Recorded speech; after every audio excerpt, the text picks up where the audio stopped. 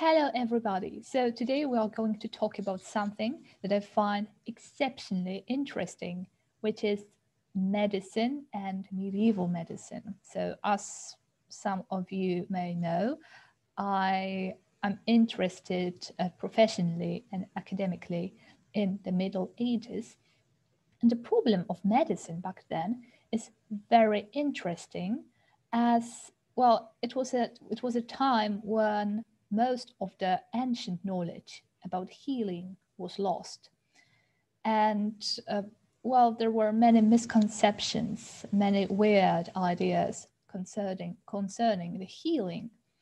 And it might be surprising, but it is thanks to the Eastern medicine, so Arabic, Islamic, that our medicine, so our meaning European, could develop back again. It's very interesting that we are going to talk about the 11th century, so it's no longer early Middle Ages, but still it's not high Middle Ages, so somewhere in between. Still a dark period, still a difficult one.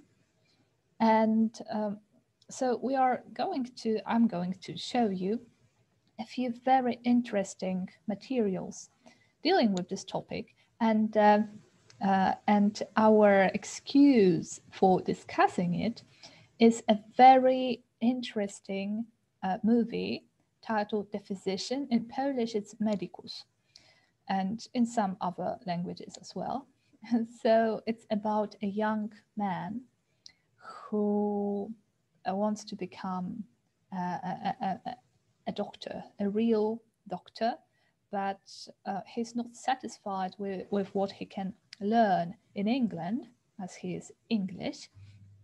And he sets off to the Middle East to learn as much as he can. But the problem is that due to religious and political reasons, because those two things intertwine, no Christian can study in Islamabad, it's not Islamabad, but it's in, I have forgotten the name. Okay, sorry, I've checked it. The name of the city is Isfahan, and it's in Persia. So a beautiful place, a very interesting one. But why is he going to Isfahan? The reason is that the most ingenious doctor, surgeon, but scientist and doctor of his time lives there, and his name is Ibn Sina.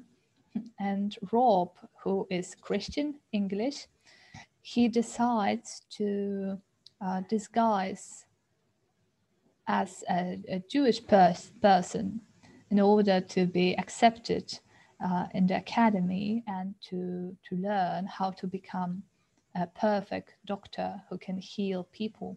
What's also interesting is the fact that he has a strange power that allows him to feel how much life there is in a given person. So he can sense the coming death, but in this way he can help people and tell whether they are going to get well or not.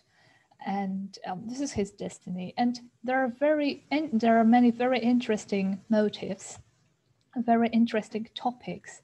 And the problem with the movie is that it's not as rich as the book, because I had the pleasure of reading the book, or rather listening to the audiobook. I really recommend it.